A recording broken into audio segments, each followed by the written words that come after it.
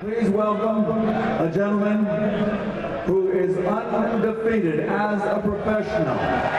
He currently is recognized as the undisputed super middleweight champion of the world, the undefeated fighting pride of Wales,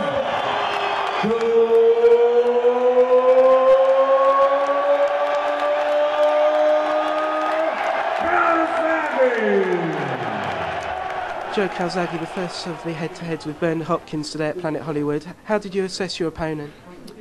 What I expected, to be honest. I know he likes the sound of his own voice, and I was right. Toast a good fight, and I'm sure it's going to be a good fight. But as you can see, I'm calm as always, and confident I'm going to win the fight. He said he was the last man standing. He'd seen off a lot of potential opponents in the past. How did you evaluate that? Well, he is, but at the end of the day, look at his record. He's a 43-year-old man with 4 defeats. I'm not undefeated. I would never take a fight in America unless I think I would not just win but dominate. And I honestly think I have the ability to win every round. I'll box him, I'll punch him. Yeah, you take that step up in the level, man. It's a totally different ball game when you're in there with B-Hop.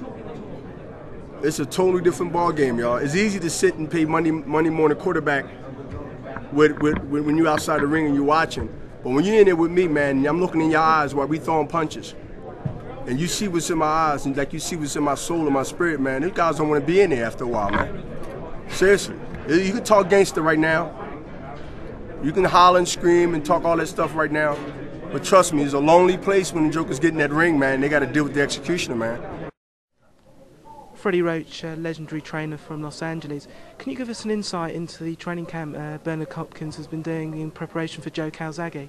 Well, you know, we trained in Pasadena for this fight. We didn't train at my normal gym, because Bernard was living in Pasadena, and it's a lot quieter there. And he's I trained him for his last fight against Winky Wright, and this fight is much different. He's more fired up. You know, he really training hard for this fight. We had great sparring partners. We had a lot of southpaws, of course, and you know, we had 4 trainers. You know, with Mackey doing some of the road work in the morning and so forth, and John David Jackson, a southpaw who fought Bernard at one time, and then you know Nassim, who's been with him a long time, and me, who's just been there.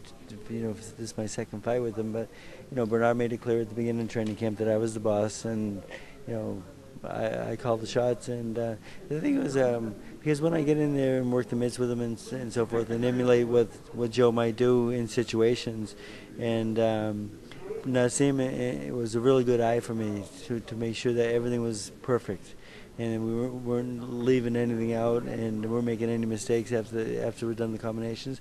So overall, it was a really good training camp.